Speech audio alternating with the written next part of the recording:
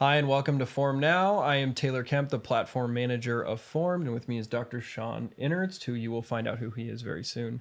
But we are in the middle of a segment where I'm interviewing professors of the graduate school called Meet the Professors.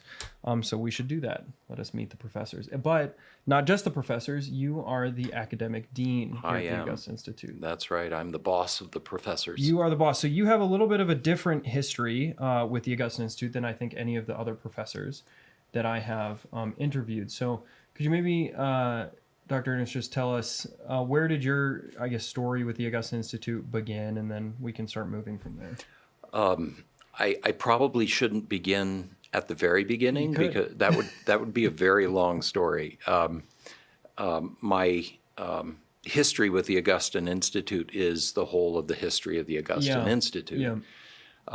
Because I was in the room on that day in 2004 when Dr. Tim Gray, Dr. Jonathan Reyes, and myself met to launch the Augustine Institute. Which is fascinating. So very unique compared to the other professors. So why don't you talk about what was some of the vision or what inspired founding a graduate school? Well, that does touch upon the longer history. We had thought about doing something of this kind, of an initiative of this kind, for a long time. I was actually in graduate school in the master's program at Franciscan University with Tim Gray and Curtis Martin. Ted Sri was also there at the time. And we had talked about the necessity of setting up particularly a school, although we hadn't necessarily conceived of it as a graduate school, for catechists or others working in church apostolates for over 10 years before we actually sat down in that room in 2004. Wow. So that would have been 1991, 1993, that span. Yeah, wow. Those 2 years when we were together at Franciscan. So so the school was founded, and you said that it wasn't initially conceived as necessarily a graduate school, but I guess what did lead you guys to having it be a graduate school as opposed to, I don't know if you were considering undergrad or... Well, originally, when we were friends together mulling these things over and actually reading the works of Augustine and others who had done catechetical work in the church for the previous decades, we were just thinking we need better catechetical formation. So what form that would take wasn't entirely a matter of indifference, but it was just a larger project that we were thinking of. The reason we ended up with a graduate school is because Tim and I were both working in the seminary. We were both on the seminary faculty, St. John Vianney here in Denver. And I had helped start the seminary a few years prior, and then had left for a few years. And while I was gone, actually doing doctoral work so I could teach in the seminary that I had founded, I helped found. I shouldn't say I founded it. There were much higher ups who were the agents, but I helped. But while I was gone, Tim came to the seminary to teach. And he picked up some of the ideas that we had originally generated when we were founding the seminary, which would have included a lay institute of some kind. Oh. And since the seminary is a graduate school, at least the theology portion of seminary is a graduate program, the idea was, well, we'll found a lay institute, which will also be a graduate program, somehow embedded in or connected with or married to, because that was one of the ways we thought about the original institute, as being married to the seminary as a kind of spouse or bride. Tim had carried those ideas forward and was doing some explorations with faculty and benefactors in the Archdiocese of Denver. And then I came back after doing graduate work to the seminary. That would have been 2003. Okay. And so we mulled this over, did nights of interest to see who might be interested, to figure out who would benefit from a program like that. We got the ball rolling. Tim had a co-conspirator in myself, and we started, re-enlivening those thoughts we had when we were graduate students. And And so we began to think of this in earnest. Now, one of the principal players, of course, was Archbishop Chaput, Yeah. who was the Archbishop of Denver at the time. And he was very supportive, but we had sort of a struggle trying to figure out whether or not it would begin inside the seminary Yeah, or okay. apart from it. Okay. And we actually got permission on August 1st, 2004. Wow. That's really amazing. So Yeah. I wanted to ask, especially because you were the founding dean, and I know that I'm sure this took shape over the next several years, but I've had the privilege of having you as a professor, and I've heard you talk about education. I guess thinking of the name St. Augustine and thinking through the curriculum, what are some of the guiding principles of the Augustine Institute, and when you guys, especially as it kind of got refined and it became a graduate school that was separate from the seminary, what was the hope of when your graduates would come out, myself being one of them, what was the hope for what would be given them through this program? Well, our hope is realized in you, Taylor. Let me say that first. You had to say that. I'm under no compulsion. I freely offer that. We were under the conviction from the very beginning that Augustine chose us. We really felt as though his hand was on the foundation of the Institute, and that's why he became our patron. Yeah. And his thinking about catechesis and other matters in the life of Christians and in the church very much colored the original impulses and also the structure, foundation, curriculum, methodology from the very start. So there are certain Augustinian elements which are fundamental to the way in which we approach this work of not only theological investigation, reflection, scholarship, and teaching, but also the work of catechesis.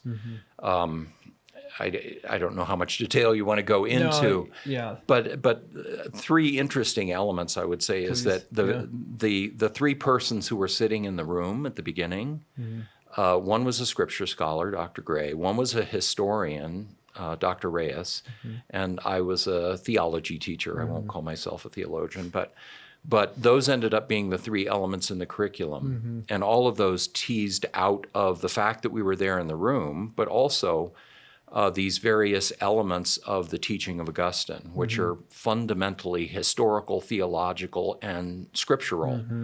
And that actually became the foundation for the curriculum itself. And those are things we only recognized as time passed. But we realized that providence was really at work in us. It's, I'm not trying to draw attention to us, but it almost seemed as though the work ahead was sort of personified in the three of us sitting in that room. And just kind of unraveling rather than, in a way, being discovered, I guess. But it was kind of unfolded, which is really beautiful. So I wanted to ask, maybe just a quick note. So you were the founding dean, but then there was a span of time where you were not here, and now you're back as dean. So maybe just touch on that. And then after that, I just wanted to move into what is it that you teach? And we'll go from there.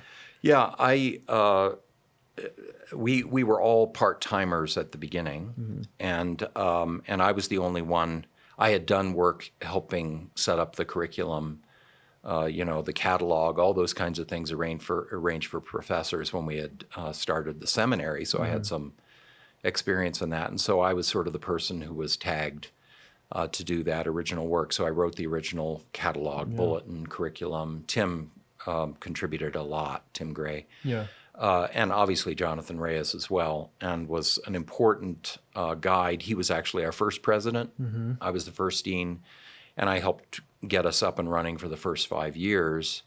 But I was always kind of part-time because my full-time gig was at the seminary, and that was the same for Tim as well. So we had one full-time employee, only one person who was actually being paid by the Augustine Institute in the beginning for almost 4 years about that. It makes me think so much of Cardinal Joseph Ratzinger's address to Catechus, and he says, what is the structure of the new evangelization? He says it's the parable of the mustard seed, and it's this very small beginning that has grown, and it's grown a lot. So what is it that you teach? What is your passion for teaching And I maybe just a little bit on where did that come from, or kind of Yeah. what led you to teaching the particular subjects you teach on. Well, I've taught a variety of subjects throughout my teaching career. Here at the Augustine Institute, I've taught the dogmatics course on the Creed. Originally, I taught the first class I taught at the Augustine Institute. The first day we started was fundamental theology Oh, okay. about revelation and faith. And that's not really a part of the curriculum in the same way Yeah. anymore. But my real passion is the mystagogy course that I teach, and I've taught that course as a part-time member of the faculty for about 12 years or so prior to coming back as dean full-time now. That's a great passion of mine because it changes people's lives. Yeah, that came through. I had Dr. Innerst for mystagogy, and it changed my life, and it has impacted. That is through and through. When I've talked to students, that is one of the most impactful courses, and it is unbelievable how rich and deep and full of love the sacraments are, and you have taught that with a great passion. Yeah, that is passed on. Yeah, and it has nothing to do with me, right? There, as Augustine says, there is one teacher, echoing our Lord, of course. Right? But the course helps people to be well disposed to the reception of sacramental grace, and that is everything in Christian life. We become Christians by the grace of the sacraments, the sacrament of baptism, and we maintain our covenant with God through the graces of the sacraments. So, as you will have heard me say in that course, the new evangelization, which is the primary thing to which the Augustine Institute is committed, depends almost entirely upon disposition to grace. Yeah. So, and that's true of catechesis generally, which is my, broadly speaking, my passion. But specifically catechesis about the sacraments, the Catechism says that the church's inner growth and correspondence with the plan of God depends essentially upon catechesis. I would say sacramental catechesis, or what we call mystagogy, is really the central core of that catechetical work and that which will make possible the new evangelization. It is a beautiful course. It's worth, if you're at all interested out there in the graduate school, I highly recommend it on that testimony alone for mystagogy. I wanted to ask maybe just a little bit, not to downgrade any other graduate program at all, but I did want to just talk about what differentiates the Augustine Institute from what else is out there, especially if there's anybody that's listening that is just curious or interested. What makes us a little bit different? Well, it's the Augustinian spirit. Yeah. One of the reasons we sought to found the Augustine Institute as a kind of freestanding entity within the church is that we wanted it to be entirely integral within itself, right? So we didn't want to just borrow courses from some other curriculum and put together a kind of patchwork of topics. The curriculum at the Augustine Institute is an integrated curriculum which is ordered towards a particular end, right? So beautifully represented in yourself Yes. as one of its So superlative products. You're gonna make it very. You're setting me up for a fall here, but that's okay. Yeah. Well. Yes. Yeah. That'll save you from pride. So I would say that's its distinctive quality, right? All the elements of the curriculum are ordered toward one another to advance the graced perfection of memory, intellect, and will.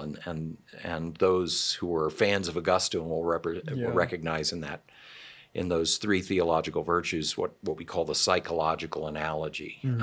Augustine said that these three powers in us are a faint image of the persons of the Holy Trinity. And so the very content of our curriculum aims at perfecting those three powers in accord with the three theological virtues, and each appropriated to three persons. So it's a beautiful, holistic vision of our being made for God, right? Feciste nos ad te, which is our motto. You have made us for yourself. Yeah. And the whole curriculum is basically the working out of what that means and how to respond to it. grace. It's been really fun for me as I'm interviewing the professors, and especially this, hearing about what was behind it, because when you come here as a student, you don't often hear exactly like this is the big picture of what we're doing, the curriculum. You just go through the curriculum. That's right. But as I'm hearing you talk through it, it is, I think, back to so much of what I got here, and it's like, yes, all of these pieces did fit into a whole. So I would say that much has been achieved towards the end that was desired, which is good. So we only have a couple minutes left here, and I like to end with a little bit more of a personal question. I have two. You can either answer both or you can pick one, but I want to ask if you have a favorite saint, or maybe just one of your favorite saints, and then favorite book of the Bible to read. I have many heavenly friends, yes, so it's hard to choose. That's always the problem. And you always have to put the Blessed Mother first. So I've been long consecrated to Jesus through Mary. St. Augustine's very important. I was actually converted by St. Francis and then Padre Pio. I've heard you talk about Padre Pio. Yeah, and he's been, I feel as though I'm one of his spiritual children. Yeah. But St. John the Baptist is my personal patron. Interesting. And then, of course, St. Augustine. Yeah. I wrote my dissertation on St. Augustine. Yeah. And he's been my constant companion, as we've done this work at the Augustine Institute. They're all very good saints. So, favorite book of the Bible, and I guess question is your favorite book of the Bible to read, whether it's to just learn or devotional, is it the same as your favorite book of the Bible, maybe to teach, or? Boy, I don't teach Bible. Yeah. I teach about the Bible all the time. I'm sure you have taught under the Bible. Other topics, yes.